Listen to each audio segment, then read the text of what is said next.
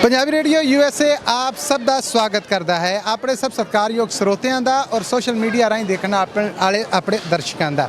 मैं मसूद मली तुहानू फिर जी आए कहना। इस वे मैं मौजूद हाँ गुरुद्वारा श्री जन्म स्थान ननकाना साहब चे। राइट नो जी लोकेशन तुसी इस वे वेख रहे जे ये है लंगर घर की, जिथे इस वेले जगत भर तो आए नानक नाम लेवा ने जेडे उन्हों की सेवा दे विच लंगर के स्टॉल ने। यह तुसी देख रहे जे इत्थे पहला दुध सोडा है जोड़ा वो सीगा, हुण मेरा ख्याल है कि कोई इस तरह मिठा पानी और बाकी शैवां ने जड़ियाँ वो चल रही हैं। इस तो ज़रा अगे तुसी देखोगे तो उत्थे छोले छाले और टोस्ट ने जेडे उन्हों के स्टॉल मौजूद ने। ये वो थावां ने जिथे लंगर घर का जोड़ा मेन कंपलैक्स है वो तो अड बाकी थावां ते दुनिया भर तो आईयां सिख संगतां जिहड़ियां आपो अपना स्टॉल लाना चाहुंदियां ने वो अपना स्टॉल ला सकदियां ने। ये वैसे तो इस लंगर घर के आले दुआले और मेन जन्म स्थान है जोड़ा उहदे ते भी ये सारे मामले रहिंदे ने कि उत्थे तुसीं स्टॉल ला सकदे जे। बट इस वेले तुसीं उस पासे वेखो कि पकौड़े खाण दे जोड़े रीझवंद ने उन्हां दे तुहानूं लाइन भी मिलेगी और उस लाइन च डिसिपलिन है जोड़ा वो भी मिलेगा। और ये बाकायदा है जोड़ा इस वेले मामला चल रहा है पकौड़े खाण वालियां दा। तो इस तो पिछे भी इस तरह कुछ टेंट ने जोड़े वो लगे हुए हैं, उन्होंने टेंटा के भी लंगर है जोड़ा चल रहा है क्योंकि वड्डी गिनती के जगत भर तो सिख संगतां ने जड़ियाँ वो प्रकाश पुरब दीयां इन्हां रौनकां दे उत्ते पहुँचदियां हन, इत्थे आंदियां हन। सो इस कारण सिर्फ जोड़ा लंगर घर है उत्थे तक ये सारियां सेवावां ये सारे उपराले ये सारे प्रबंध ने जोड़े वो नहीं महदूद रहिंदे। वो फिर किया जाता कि इस तरह अड्डो अड स्टॉल्स ने जोड़े संगतां नूं दे दिते जांदे ने। कोशिश की जाती है कि इत्थे पहली तरजीह है जी उन्होंने सिख संगतां नूं दित्ती जाए जिहड़ियां देशां विदेशां तो आईयां, यानी इंटरनेशनल संगतां कोई अगर जर्मनी तो आया है, कोई आस्ट्रेलिया तो आया है, अमेरिका तो आया है, कैनेडा तो आया है या यूरोप के किसी होर देश तो आया है, वो आवे और अपनी रीच के मुताबिक इत्थे उन्होंने फैसिलिटेट किया जाता है।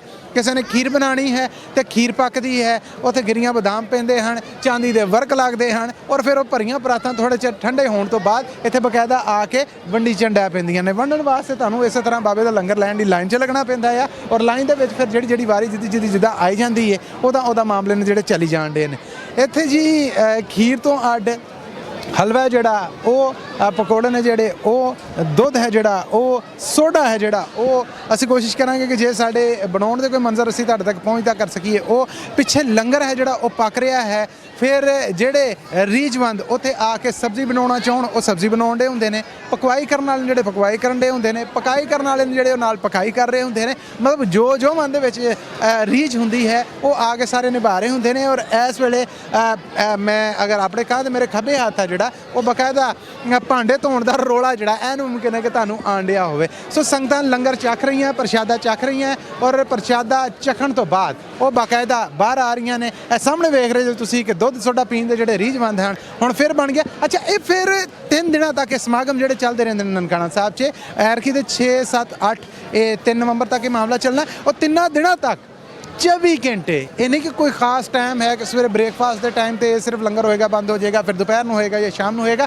24 घंटे तक हर स्टॉल है जोड़ा चालू रहिंदा है। हर स्टॉल के उत्ते खुला डुला जोड़ा रिस्क है जी रसोई है वो होंगी है और खुला डुला खाण होंदा। और फिर ये भी पाबंदी नहीं कि तुसीं एक बार ले लिया तो तुसीं दूसरी बार नहीं आ सकते, जिन्नी बार आओगे उन्नी बार ही तुहानूं लंगर पानी दुध सोडा सब कुछ है जोड़ा वो मिलेगा। मेरा ख्याल है कि भाई हुणे ने जोड़े काले आए सन तो पता नहीं ये हुण मेरे नाल बहुते हीरो बनने की कोशिश कर रहे। सो ये नज़ारे ने जोड़े असीं तुहाडे तक पहुँचते कीते।